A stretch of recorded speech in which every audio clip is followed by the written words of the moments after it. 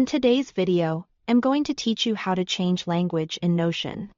If you want to use Notion in a different language, the good news is that the process is quick and very straightforward. Whether you're using Notion in your browser or in the desktop app, the steps are nearly identical, so you can follow along no matter which version you prefer.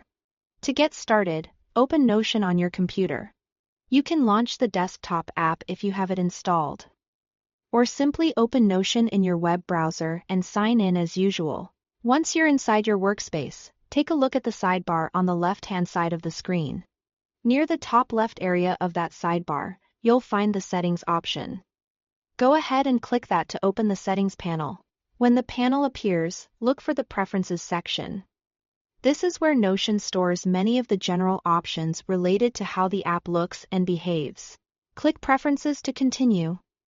After that, scroll or look through the available options until you find the Language and Time section.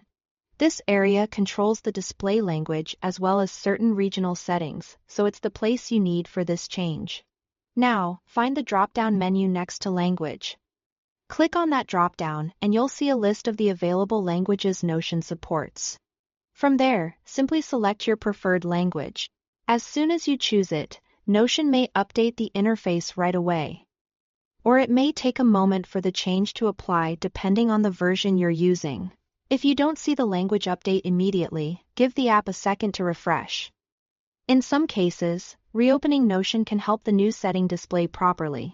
Also, make sure you're changing the language in the correct workspace account if you use multiple accounts, since settings can sometimes feel easy to overlook when switching between them.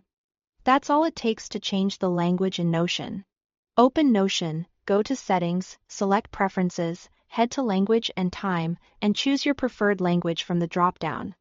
Once that's done, your interface should be much more comfortable to navigate in the language that works best for you.